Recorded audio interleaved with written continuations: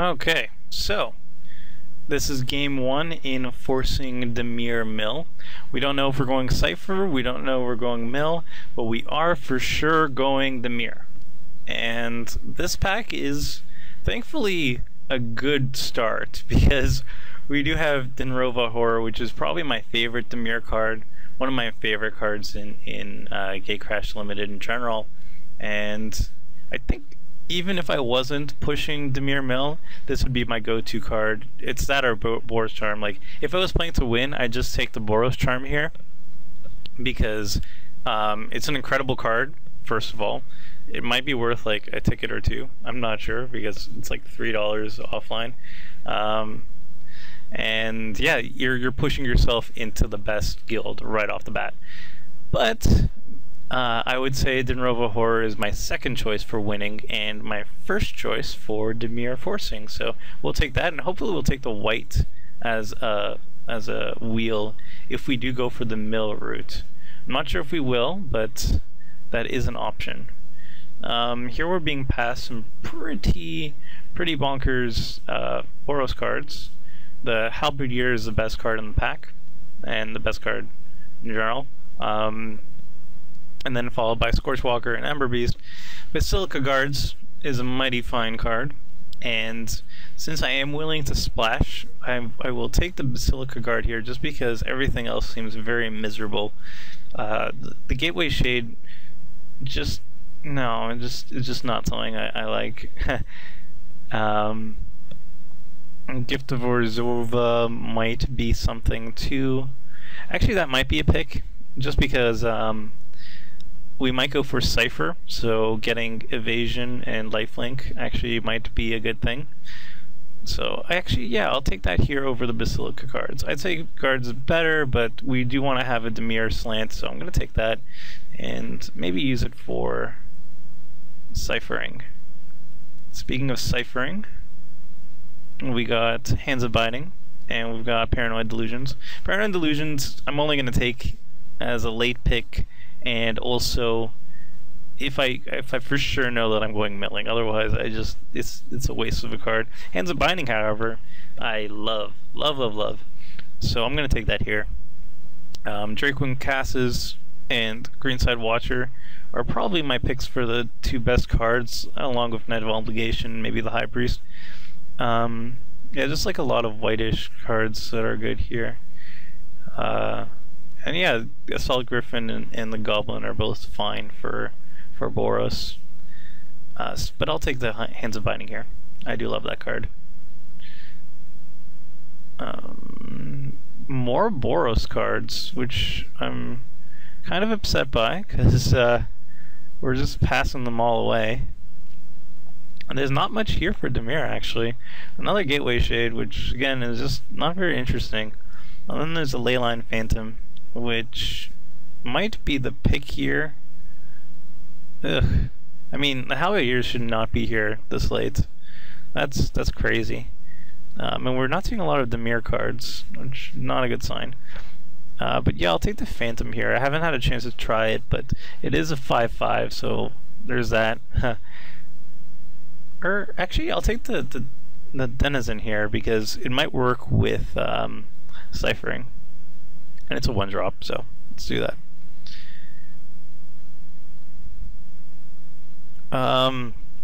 Here we have two amazing mill cards, and then one amazing cipher card. None of which are going to be passed. This pack is just ridiculous. I mean, Crown Ceratox amazing, Urban Evolution's amazing, Fortress Cyclops, Cloudfin Raptor, and then to a latter extent, the two mill cards are good. Here, I want to say, I mean, early cards are always good. Cloudfin Raptor is just nice for ciphering and whatnot. And that might be the path we're going to be taking here. Balustrade Spy and the Denizen are both good, but these are early drops, so I think I'm just going to take the early drop. Let's see where it goes. Hands of Binding, number 2, or Rapid Hybridization. I really like this card. I didn't give it much credit earlier on, but it is very flexible, and I do like it. It works very well with Evolve too, just because you can be like, bam, my creature's now 3/3, triggers Evolve on all my creatures, bam. It's nice. There's also Hands of Binding though. Number 2. Which is basically the linchpin for any good Cypher deck. You want to be using Hands of Binding to race. I'll take a risk and I'll take the second one here. And here we got... I mean, if we're going for the Cypher deck, Shadow Slice is pretty sweet. Sage's Row is pretty nice too. I feel like we're going for Cypher, so... yeah, let's just go for Shadow Slice. Let's see how that goes. I'm gonna go for the racy deck. Never tried it before. Don't know what to expect really, but I'm gonna take our second Shadow Slice and hopefully not take any more of those, because they're not very good in multiples. I'll take the second Shadow Alley, and now we need some later plays. Here we'll just take the Shade. I'm not thrilled about a Shade, but I'll take it, whatever. Greenside Watcher is pretty late. I thought the Travis Wu 5-color craziness would be a little bit more popular online, but I guess not. Or not here. I'll take the Paranoid Delusions, because Milk could still be a thing. I'm not going to count that out just yet. Here we got basically nothing. Hydroform I don't think is playable for us, so I'm just going to take Ride Gear, even though I hopefully won't have to run it.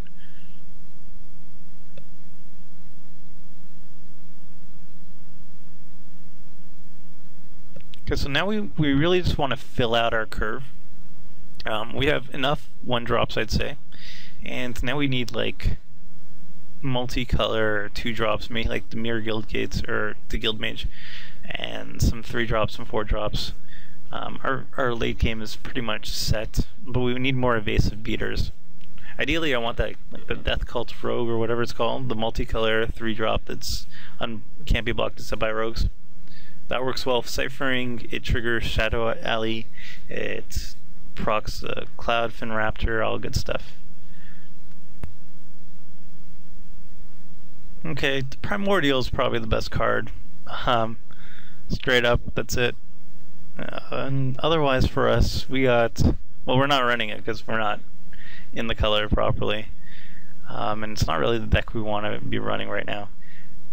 Otherwise, we have Agoraphobia, and we have Cloudfin Raptor. Raptor is better for us just because we're pushing Ciphering, so we need evasive beaters. After this Raptor, I think we really need to start looking for 2-drops that can start triggering our first turn Raptor. But taking the second one isn't a travesty or anything like that, so we'll take that here.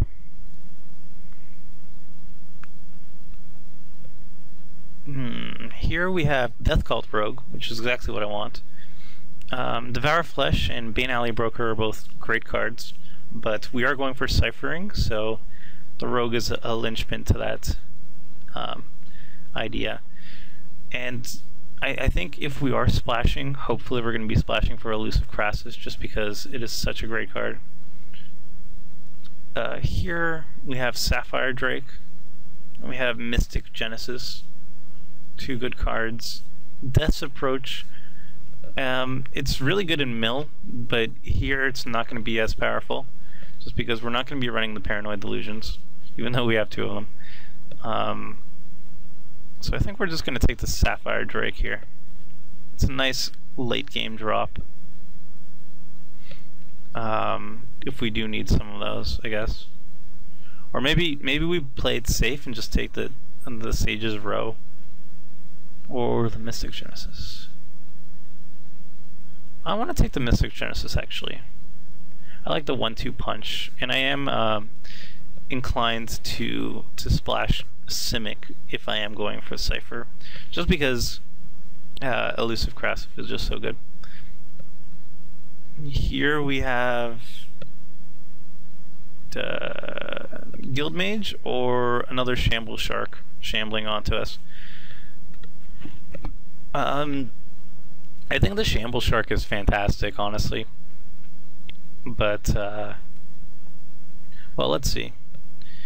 If we hide the gates and we hide the illusions, we could realistically run the Shadow Slices as a splash, run the Dinrova Horror as a splash, probably cut the Shadow Alley Denizen.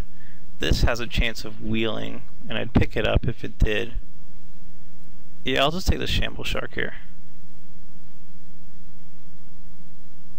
Oof. Let me get the Mind Eye Drake. I love this card.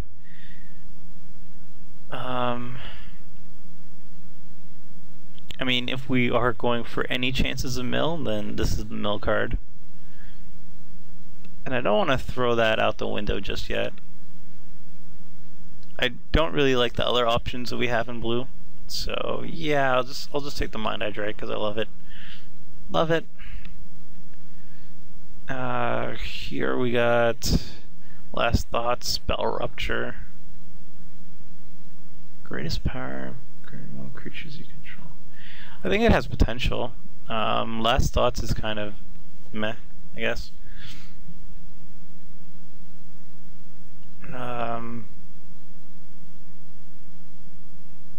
It's like that. Paranoid Delusions or Last Thoughts or Spell Rupture. Take a chance on Spell Rupture. We're going to be kind of low on creatures because we're going to be taking up so many spots on ciphering, so I think Spell Rupture is just not going to be that great. We have a lot of like dorky creatures, so I think I'm just going to take Last Thoughts here. Here we got Dimir Charm, which is a thing. Kill a creature, or we can Psychic Strike, which I think is just a little bit better. Got another Last Thoughts, but I don't really want the second one. We can also just Dimir Guildgate it up, but I'm not sure if we are going to be jumping into Simic or we're just going to be splashing for Mystic Genesis just yet. I'm just going to take Psychic Strike. I think it's an all-arounder good card.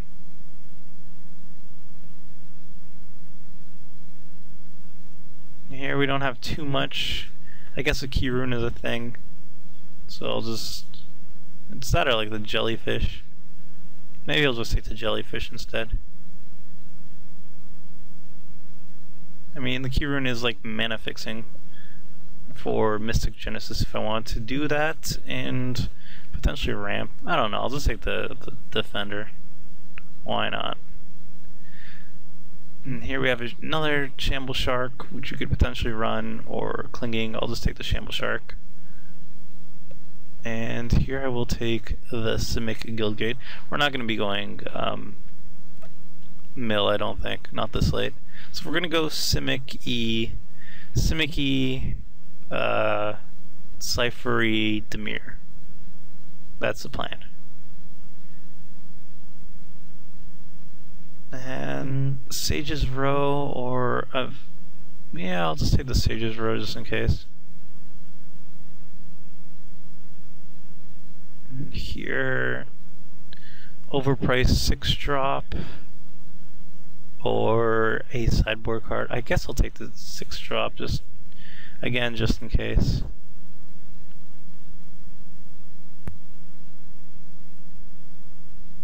Okay.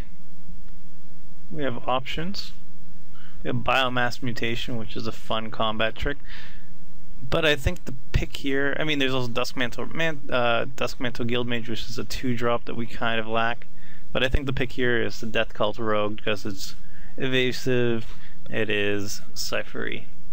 So yeah, that really is what it comes down to for me. So boom. Ooh. Well, hello. Simic Manipulator or another Dinrova Horror. I do love the Horror. You all know that. Can't lie. But I think the Manipulator is just too powerful to ignore here. I think I'll take it. Also, I feel like the Horror does actually have a chance to wheel. I don't think so in this pack because this pack's kind of bad. We have a Legionnaire, Smite, Sprite, Act of Treason, Verdant Haven, maybe Key Rune. It's a bit of a stretch, Slaughterhorn. But it might. It might. Manipulator definitely won't, and I don't know, I value earlier plays more than later plays, even though Horror is fantastic. Manipulator is a rare, and I want to try it out. So boom.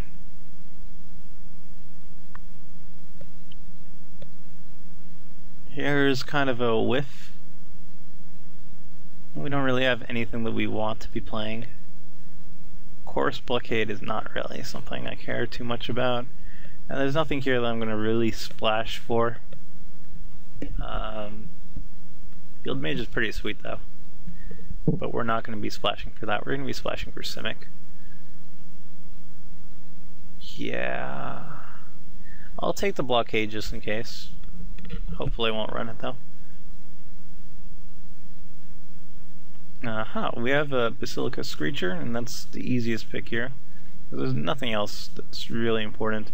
Keymaster Rogue is nice, obviously for ciphering.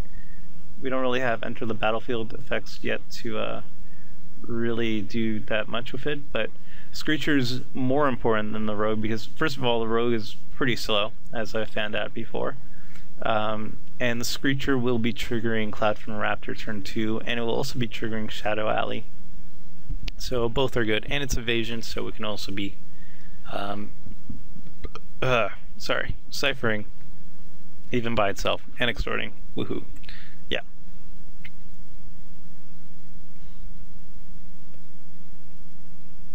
And here I think I'm going to be taking the hybridization here. It is 1 mana removal. It will be triggering Evolve, and Psychic Strike is fine, but it's still just a cancel. And I'm not very excited by cancels. I'm more excited by 1 mana removals. Hooray. Here we don't got much.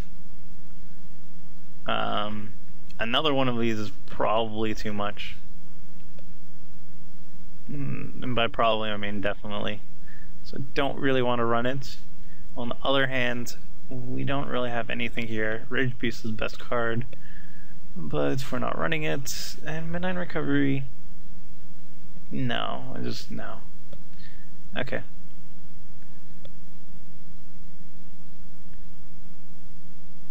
Here we got another Shamble Shark, which I feel is going to be the pick here. Otherwise, there's Smog Elemental. I mean, I don't know how many Shamble Sharks we can actually afford, because we don't have any guild gates to support this. Whereas Smog Elemental is actually going to be run, and it's better than those Merfolk of the Depths that are atrocious. But if we do, like, pick up, like, 3 guild gates right now, we could even make that a thing. Yeah, let's go for it. Let's look for a guild gate. No guild gate? Okay, fine. We'll take a rogue then. Still no guild gate? Oh. We'll take a... Yeah, I'll take a horror. No, I guess no guild gates happening. Here we got rogue or sprite. Early drops good, late drops bad. Also, the rogue doesn't actually do too much, I'd say. Yeah, well, if we take that, yeah, I'll just take the sprite. Yeah, so no guild gates. Well, that kind of sucks. Well, what do we not want to play against? I guess this.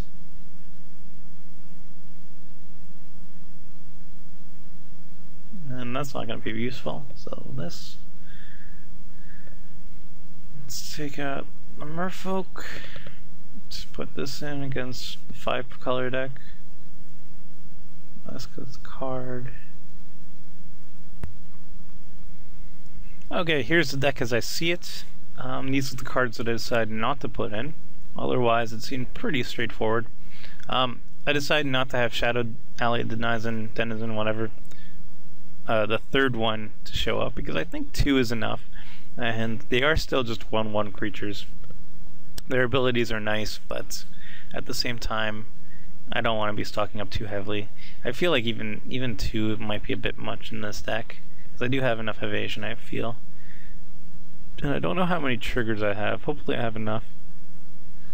I have, let's see, 1, 2, 3, 4, 5, 6. Yeah, 1, 2, 3, 4, 5, 6, 7. 7 black creatures. That's not very good. It does trigger Cloudfin Raptor, I guess, but not the best. It is good for like a turn 2 Hands of Biding or something, I guess. But yeah, so I'm definitely not running 3. 2 might be too much. I might tweak that afterwards. Corpse Blockade probably should show up. It's that or like another Clinging Anemones. It's the same thing. They're the defenders that hog up the space while you wait for your ciphering to actually work. Probably need them. And then last thoughts, draw a card, so that's good. Actually, you know what I'm going to do? Take out that, put in another Clinger, I guess. Actually, I don't need too many of them, do I? Let's do another Corpse Blockade because it's a mana cheaper. So we'll do that. I'm taking a risk with the Shambles Sharks, I think. Probably too much of a risk. So I should probably cut them. The reason why I'm putting them in is because I didn't get a lot of 2-drops like Skullcrats or whatever the crap. And I want triggers for my turn 1 Cloudfin Raptors and Live the Dream and whatever. When I think about it, actually, I should probably at least cut out one of them. 2 is probably a bit much anyway. So we're more than likely not going to be getting these Shambles Sharks out on turn 2, but I figured might as well try.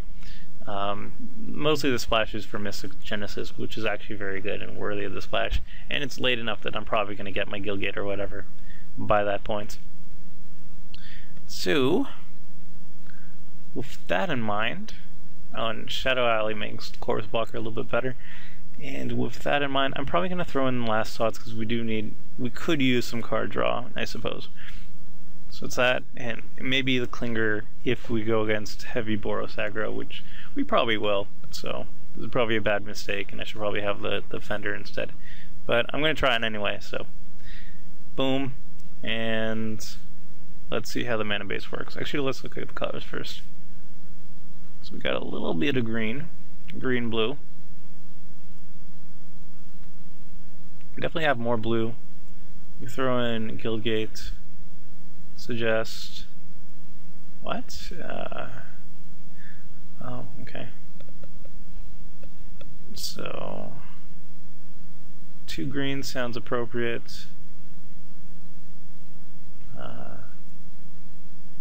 9? 9 sounds about right.